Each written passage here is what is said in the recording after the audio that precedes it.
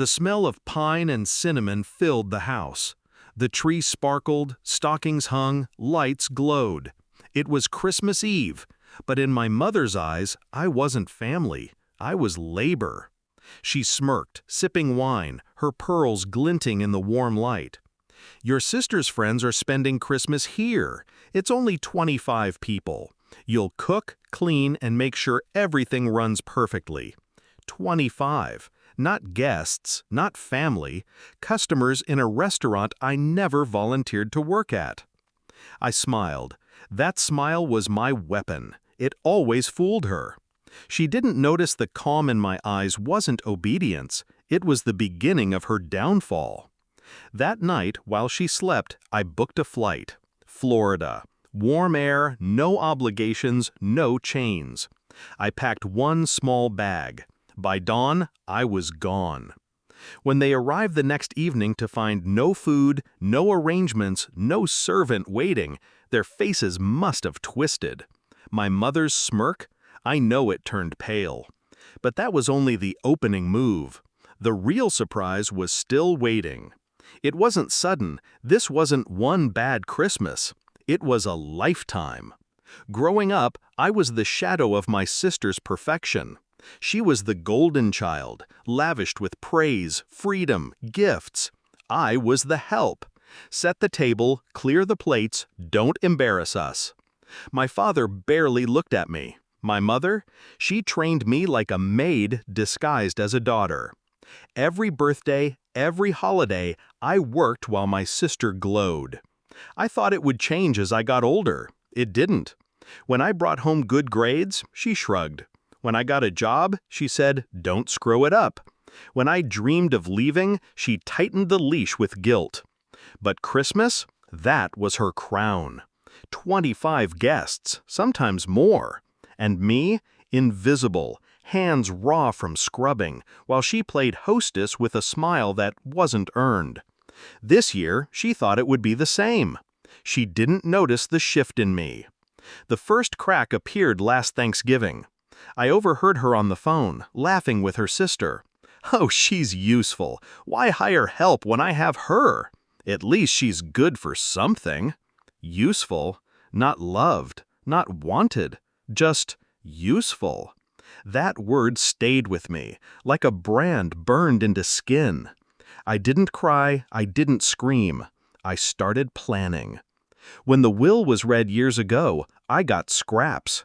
My sister inherited the house. My mother kept control of the accounts. Me? A small piece of land no one cared about. Worthless, they thought. They underestimated me.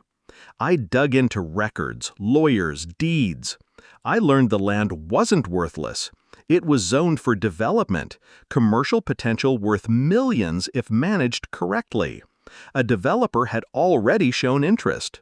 Quietly, I negotiated. Quietly, I secured every signature I needed. By December, the deal was mine. I knew Christmas would be the perfect moment.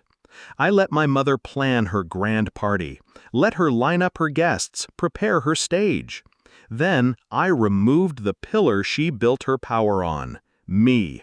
Florida was a decoy. The real plan was set in motion back home. The night of her party, while she scrambled in panic, calling caterers who laughed in her face on Christmas Eve, the news broke. A local paper ran a story. Family land sold to major developer, new shopping complex coming. My name was in bold. My signature, my deal. Her face must have drained as she read it.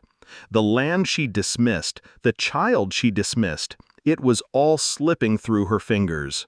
Her friends whispering, her perfect image cracking. When I returned a week later, she was waiting. The house was silent, stripped of decorations.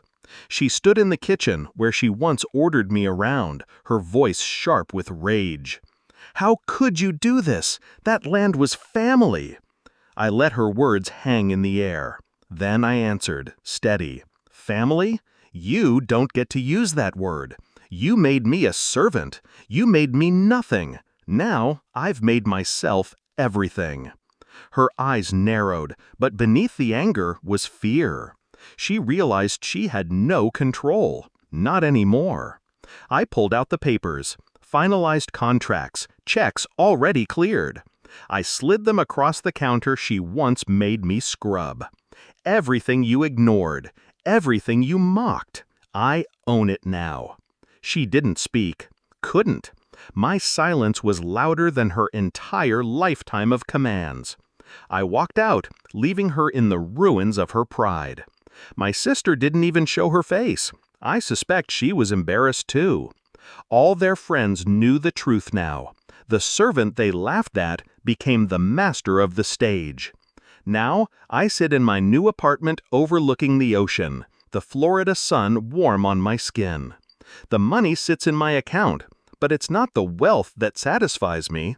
It's the balance. For years, they thought they could grind me down, that I'd always bow, always serve. But I didn't just walk away. I let them choke on the silence of an empty kitchen, the humiliation of a ruined party, the collapse of their illusion. I took their scorn and turned it into power.